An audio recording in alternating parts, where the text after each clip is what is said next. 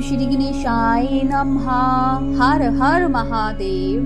दक्ष के यज्ञ की रक्षा के लिए भगवान विष्णु से प्रार्थना। भगवान का शिवद्रोह जनित संकट को टालने में अपनी असमर्थता बताते हुए दक्ष को समझाना तथा सेना सहित वीरभद्र का आगमन।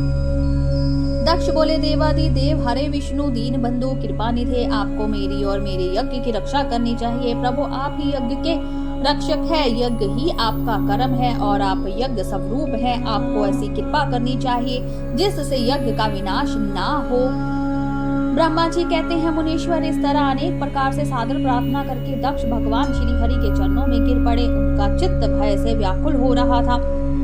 तब जिनके मन में घबराहट आ गई थी, उन प्रजापति दक्ष को उठाकर और उनकी पूर्वतक बात सुनकर भगवान विष्णु ने देवादिदेव शिव का स्मरण किया।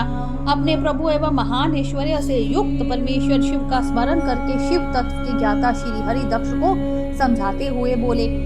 श्री हरि ने कहा, दक्ष मैं तुमसे तत्व की बात बता रहा हूँ, तुम मेरी बात ध्यान देकर सुनो। मेरा यह वचन तुम्हारे लिए स्वतः हितकर तथा महामंत्र के समान सुखदायक होगा। दक्ष तुम्हें तत्व का ज्ञान नहीं है, इसीलिए तुमने सबके अधिपति परमात्मा शंकर की अवहेलना की है। ईश्वर की अवहेलना से सारा कार्य स्वतः निष्फल हो जाता है।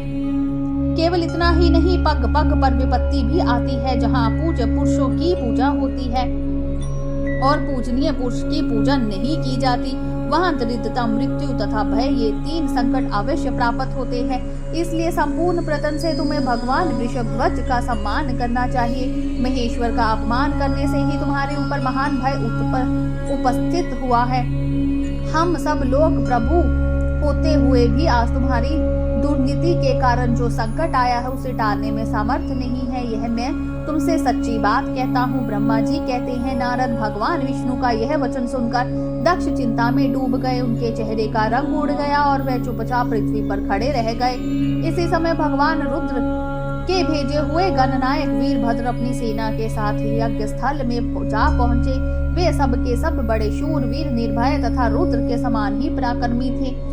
भगवान शंकर की आज्ञा से आए हुए उन गणों की गणना असंभव थी। वे वीर शिरोमणि रुद्र सैनिक जोर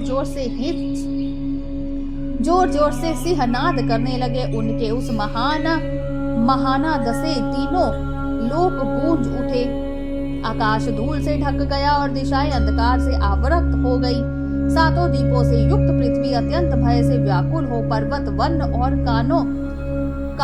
काननों सहित कांपने लगी तथा संपूर्ण समुद्र में ज्वर आ गया। इस प्रकार समस्त लोकों का विनाश करने में समर्थ उस विशाल सेना को देखकर समस्त देवता आदि चकित हो गए। सेना के उद्योग को देख दक्ष के मुंह से खून निकल आया। वे अपनी स्त्री को साथ ले भगवान विष्णु के चरणों में दंड की भांति गिर पड़े और इस प्रकार बोले। दक्ष ने कहा, विष्णु महाप्रभु, आपके बल से ही मैंने इस महान यज्ञ का आरंभ किया है।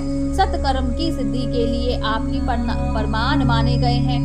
विष्णु आप कर्मों के साक्षी तथा यज्ञ के प्रतिपालक हैं। महाप्रभु आप वेदों तक धर्म तथा ब्रह्मा जी के रक्षक हैं। अतः प्रभु आपको मेरे इस यज्ञ की रक्षा करनी चाहिए, क्योंकि आप सबके प्रभु हैं। ब्रह्मा जी कहते हैं, दक्ष की अत्यंत दीनता पूर्वक बात सुनकर भगवान विष्णु उस समय शिव तत्व से विमुख हुए। दक्ष को समझाने के लिए इस प्रकार बोले। श्री विष्णु ने कहा, दक्ष इसमें संदेह नहीं है कि मुझे तुम्हारे यज्ञ की रक्षा करनी चाहिए, क्योंकि धर्म परिपालन विषयक जो मेरी सत्य प्रतिज्ञा है वह स्वतः विख्यात है। परंतु दक्ष मैं जो कुछ कहता हूँ उसे तुम सुनो। इस समय अपनी क्रूरता पूर्ण बुद्धि को त्याग दो। देवताओं के क्षेत्र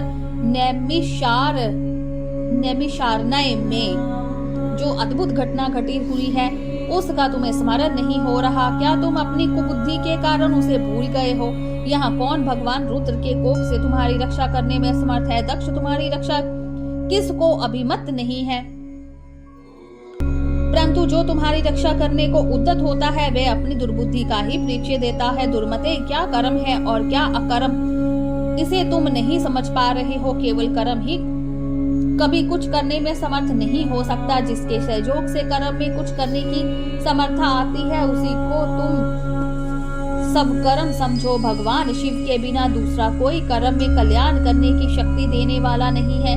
जो शांत हो ईश्वर में मन लगाकर उनकी भक्ति पूर्वक कार्य करता है, उसी को भगवान शिव तत्काल उस कर्म का फल देते हैं। जो मनुष्य केवल ज्ञान का सहारा ले अनिश्वरवादी हो जाता या ईश्वर को नहीं मानते हैं, वे शतकोटि कल्पों तक नर्क में ही पड़े रहते हैं। फिर वे कर्म पाश में बंधे हुए जीव प्रत्येक जन्म में नरकों की यातना भोगते हैं, क्योंकि वो केवल साकाम कर्म के ही स्वरूप का आश्रय लेने वाले होते हैं। ये शत्रु मर्दन वीरभद्र जो यज्ञशाला के आंगन में आ पहुंचे हैं, भगवान रुद्र की क्रोधाग्नि से प्रकट हुए हैं। इस समय समस्त रुद्रगणों के नायक ये ही हैं। ये हम लोगों के विनाश के लिए आए हैं, इसमें संशय नहीं है। कोई भी कार्य क्यों ना हो, वस्तुतः इनके लिए कुछ भी अशक्य नहीं है।